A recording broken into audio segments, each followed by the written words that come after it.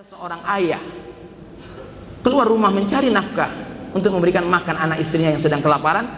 Pergilah dia ke tepi sungai dan subhanallah dapat seekor ikan yang luar biasa, yang ia pikirkan ini akan dinikmati oleh keluarganya, oleh anak-anaknya yang sedang menunggu kelaparannya.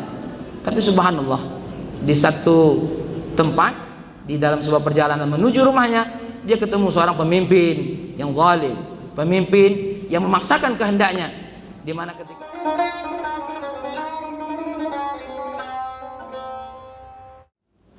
pada kesempatan kali ini saya akan menyampaikan sebuah hadis, yang hadis ini saya ambil dari kitab Al-I'tisam, sebuah kitab yang ditulis oleh Syekh Ibrahim bin Musa Asy-Syatibi, dan yang mengeluarkan hadis ini adalah Al-Imam Tahawi. Begitu juga di dalam kitab Al-Awasim, di mana Al-Imam Hakim mengatakan hadis ini juga diriwayatkan dari Ubaidillah, yang kemudian diambil dari Sayyidina Ali atau Al-Imam Ali bin Husain, yang ia dapatkan dari ayahnya Al-Husain dan diambil dari kakeknya Sayyidina Ali karamallahu wajhah. Begitu juga ya, ulama juga mengatakan seperti Imam Tirmidzi, ini juga diriwayatkan dari Sayyidah Aisyah. Hadis ini tidak ada lain di mana Nabi kita sallallahu alaihi wasallam bersabda, "Sittatun al'anuhum wa la'anahumullah wa kullu nabiyyin mujab." Ada 6 golongan orang yang aku melaknatinya dan Allah pun melaknatinya, serta seluruh nabi yang dikabulkan oleh Allah doanya juga melaknatinya. Nauzubillah min dzalik, daripada laknat Allah ini.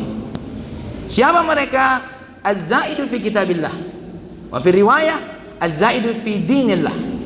Orang yang menambahkan sesuatu pada agama Allah. Salat 5 wajib, 5 waktu adalah 5 ditambah jadi 6. Al-Quran yang sudah cukup, ada yang mengatakan lebih bertambah lagi, ada Quran yang baru. Nabi kita Muhammad SAW penutup sebagai seluruh nabi dan rasul, dikatakan ada nabi setelah itu. Maka orang-orang yang mengatakan seperti ini termasuk dalam kategori laknat Allah Subhanahu wa taala, az-zailu fi kitabillah au fi dinillah. Tetapi tidak semua apa yang bertambah yang terkait dengan agama Allah ini dinilai sesuatu hal yang dilaknati oleh Allah. Seperti sekolah, ini sesuatu hal yang baru di hadapan kita. Seperti adanya buku yang menghantarkan kita untuk bisa baca Quran, berbagai macam namanya, Iqra, At-Taswiriyah, macam-macam. Itu semua bukan tambahan, tapi ini dengan ziyadah hasanah. Kenapa? Karena ini wasilah, wasithah untuk mencapai seluruh umat untuk mendapatkan apa? Mendapatkan keberkahan dari Al-Quran itu dengan bisa membacanya. Ada hal yang ditambahkan dari mulai zaman Nabi kita, dari mulai zaman sahabat, yaitu pengumpulan Al-Quran. Di zaman Nabi, pengumpulan Al-Quran ini tidak berbentuk dalam mushaf yang seperti kita baca, tapi subhanallah disatukan di zaman Sayyidina Utsman ibn Affan. Sholat taraweh ya, nama taraweh itu sendiri pun hadir di zaman Sayyidina Umar bin Khattab. Maka tidak ada lain yang dimaksud dengan az-ziyadah yang dilaknati oleh Allah adalah ma laisa lahu usulun fi syariah, sesuatu hal yang tidak memiliki asas dasar yang datang dari syariat Allah Subhanahu wa taala. Tetapi apabila itu memiliki dasar, sesuatu yang memiliki dalil utama atau dalil dasar yang keluar daripada Al-Quran dan sunnahnya, maka itu semua tidak dikatakan az-ziyadah. Oleh karenanya kita hati-hati dalam kehidupan kita ini untuk menghukumi sesuatu hal dan juga untuk mengurangkan dalam segala sesuatu hal. Karena jangan sampai kita dalam kategori hadis ini az-zaidu fi kitabillah, az-zaidu fi dinillah. Yang kedua, orang yang dilaknati oleh Allah adalah al-mukadzibu bi qadarillah. Orang yang mendustakan segala ketentuan Allah Subhanahu wa taala. Orang yang tidak menerima apa yang Allah takdirkan kepada kita. Kita terlahir dari kulit yang gelap, atau kita terlahir dalam kondisi yang dianggap tidak lebih tampan, tidak lebih indah daripada orang lain, ya, atau kita lahir dari keluarga yang tidak kita inginkan, maka orang-orang yang sepertinya adalah orang-orang yang dilaknati oleh Allah Subhanahu wa taala. Termasuk dalam kategori ini orang yang mendustakan apa yang ditentukan oleh Allah. Ketika ada permasalahan yang begitu berat dia hadapi, dia sampai bunuh diri. Oleh karenanya Nabi kita Muhammad SAW ketika melihat ada seseorang yang bunuh diri, ia tidak mensolatinya. Tapi dari apa yang dilakukan oleh Rasulullah bukan berarti ketika ada orang yang bunuh diri dan dia muslim, kita tidak solati. Tetap disolati, apalagi dalam mazhab kita Syafi'i. Hanya saja nanti ada khilaf. Di dalam mazhab Malikiyah, seorang pemimpin tidak mensolati orang yang bunuh diri. Yang lain boleh mensolatinya. Tapi dalam mazhab kita Syafi'i, orang yang bunuh diri tetap mendapatkan haknya sebagai muslim. Artinya, orang yang bunuh diri ini termasuk dalam kategori orang-orang yang mendustakan daripada ketentuan Allah Subhanahu wa taala. Atau ada orang juga yang tidak sabar dengan ketentuan Allah dalam kondisi kekurangan ekonomi dan segala macam, sehingga apa? Ia melakukan langkah-langkah yang dilaknati oleh Allah, yang dimurkakan oleh Allah, kesyirikan, macam-macam yang dibuat, menyembah ini, menyembah itu, melakukan ritual ini, ritual itu.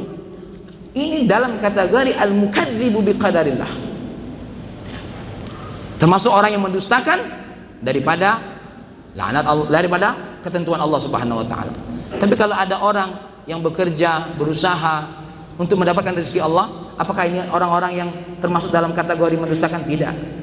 Karena bekerja, mencari nafkah ada bagian daripada perintah Allah Subhanahu wa taala, bahkan bernilai ibadah, bahkan bernilai pahala di sisi Allah Subhanahu wa taala. Yang dimaksud dengan orang yang mendustakan daripada ketentuan Allah, ia tidak menerimanya, sehingga apa? Ia melakukan langkah-langkah yang tidak diinginkan dan tidak diperintahkan oleh Allah Subhanahu wa taala. Yang ketiga, orang-orang yang dilaknati oleh Nabi kita, oleh Allah dan oleh para nabi yang doanya dikabulkan oleh Allah, al-mutasallitu bil jabarut, adalah orang yang memimpin penuh dengan pemaksaan. Apa maknanya? Yadhillu bihi man azallah. Gara-gara pemimpinannya, orang yang mestinya dimuliakan oleh Allah menjadi terhina di hadapannya. Begitu juga sebaliknya, wa ya'izzu bihi man adallallah. Orang-orang yang menghinakan Allah, orang-orang yang Allah hinakan malah diagung-agungkan. Ini adalah sesuatu hal yang akan dilaknati oleh Allah. Ada satu kisah yang diceritakan oleh seorang guru besar, Al-Ustaz Dr. Abdul Somad LCM Agib. Ya. Ada satu kisah, ada seorang ayah keluar rumah mencari nafkah untuk memberikan makan anak istrinya yang sedang kelaparan.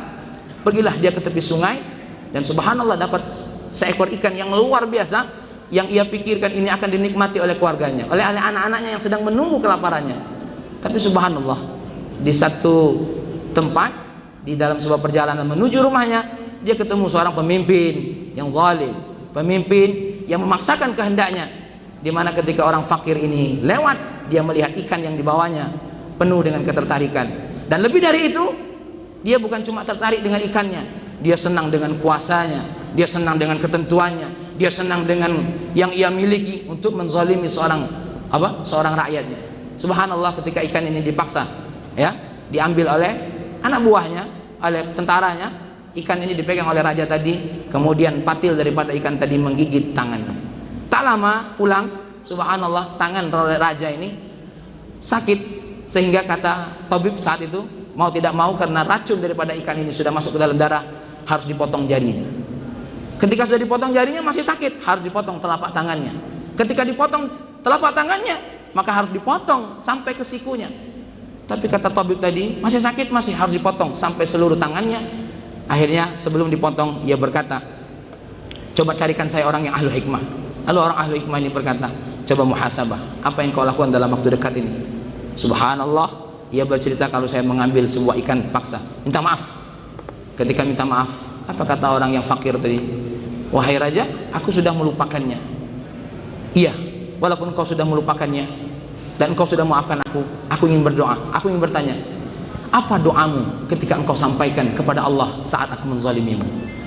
Aku tidak baca doa yang banyak-banyak, cuma doaku satu, ya Allah, pemimpin ini sudah menunjukkan kuasanya, maka saat ini aku minta engkau tunjukkan kuasamu kepada pemimpin yang sudah menunjukkan kuasanya. Maka hati-hati, siapapun kita, dalam kondisi apapun kita, sekecil apapun kepemimpinan kita, ketika kita melaksanakannya penuh dengan jabarut, penuh dengan pemaksaan kehendak kita, dengan tanpa melihat apa yang diperintahkan oleh Allah, tunggu saja, azab Allah itu akan datang. Tetapi bolehkah pemimpin memaksa? Boleh. Ada beberapa hal pemimpin boleh memaksa dalam syariat Islam. Yang pertama, penegakan syariat, penutupan tempat-tempat yang maksiat, ya, mencegah orang-orang untuk melakukan maksiat dan dosa, Pemimpin boleh memaksa, pemimpin boleh melakukan dengan ketegasan. Seorang ayah melihat anaknya yang umur 10 tahun tidak sholat, boleh memukulnya, penuh dengan pendidikan. Di sini tidak zalim. Seorang ibu melihat anaknya memainkan pisau akan membahayakan dirinya, boleh menariknya dengan keras. Kenapa? Karena kalau tidak, bahaya untuk dirinya. Ada beberapa hal yang dibolehkan dalam Islam seorang pemimpin itu melakukan paksaan. Pertama, ketentuan syariat untuk ditegakkan. Dan yang kedua, maslahat ammah, ketika masalah itu ammah. Tapi yang ketika dia berkehendak atas dirinya atau golongannya dengan tanpa melihat kemaslahatan ammah yang diizinkan oleh Allah, maka saat itu dia masuk dalam kategori al-mutasallitu bil jabalit. Termasuk pemimpin keluarga, suami ataupun pemimpin organisasi manapun. Naudzubillah, tsumma naudzubillah min dzalik. Terlebih-lebih apabila seorang pemimpin ini menghinakan orang-orang yang mengagungkan Allah. Ada orang yang pakai jubah, dia katakan pakai daster. Ada orang yang melaksanakan sunnah Nabi, dia katakan hinakan. Subhanallah. Orang-orang yang baca Quran mulia, dihinakan. Kalau ada orang yang salah memahami Al-Quran, kita benahi saja orang yang salah memahami Al-Quran. Tetapi bukan Al-Qurannya yang menjadi kesalahan kita. Maka jangan salah, kalau ada musibah di negeri kita, semuanya kita muhasabah. Jangan-jangan ini adalah kesalahan kita. Yang berikutnya yang dilaknati oleh Allah adalah wattariku lisunnati. Orang-orang yang meninggalkan sunnah Nabi, penuh dengan kebencian. Sunnah Nabi itu ada yang wajib kita lakukan, ada yang sunnah kita lakukan. Banyak sunnahan yang wajib kita lakukan. Contoh, membaca surah Al-Fatihah di dalam sholat itu merupakan sunnah yang wajib. Tetapi menggunakan jubah, menggunakan minyak wangi, menggunakan kuhul ketika Jumat, potong kuku ketika Jumat, merapikan rambut ketika Jumat, itu sunnah Nabi. Bagi kita yang tidak melakukannya tanpa rasa benci tidak berdosa. Tetapi ketika kita melihat orang-orang melakukan sunnah itu, kita pandang dengan rasa benci, kita pandang dengan rasa tidak suka, maka dia masuk dalam kategori wattariku lisunnati. Kita boleh belum mampu melaksanakan sunnah Nabi, tapi kita tidak boleh mencaci dan menghinanya. Ya. Berikutnya adalah yang dikatakan oleh Nabi, orang-orang yang dilaknati oleh Allah, wal mustahillu li hurmatillah wal mustahillu min itrati ma haramallah. Yang berikutnya adalah orang yang menghalalkan apa yang Allah haramkan. Hati-hati. Yang sudah kata Allah, kata Nabi, al halalu bayyinun wal haramu bayyinun. Sesuatu yang sudah jelas halalnya jangan diharamkan. Sesuatu yang sudah haram jelas haramnya jangan dihalal-halalkan. Ini banyak orang yang mencari-cari upaya bagaimana yang halal diharamkan, yang haram dihalalkan. Naudzubillah min dzalik. Nah, ini termasuk dalam kategori Haman, di mana ini adalah orang-orang ahlul ilmu yang bersama Firaun. Apa yang dilakukan oleh Firaun sekalipun salah dibenar-benarkan. Naudzubillah tsumma naudzubillah min dzalik.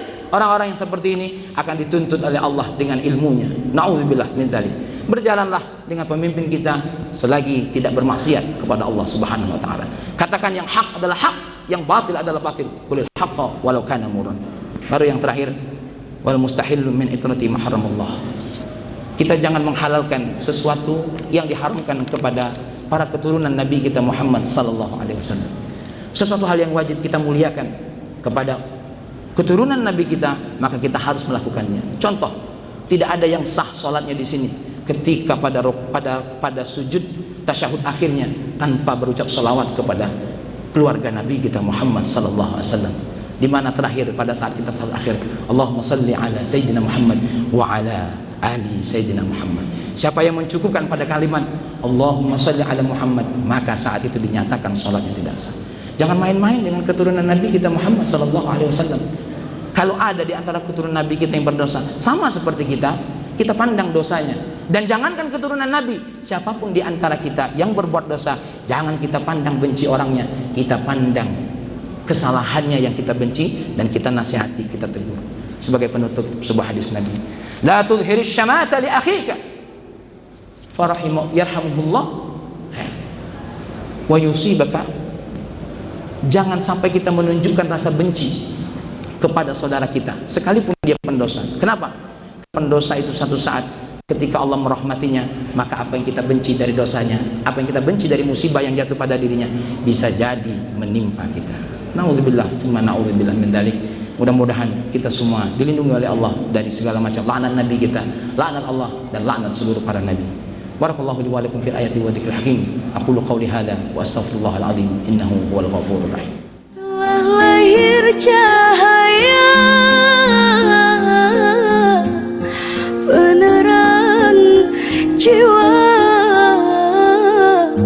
manusia mulia,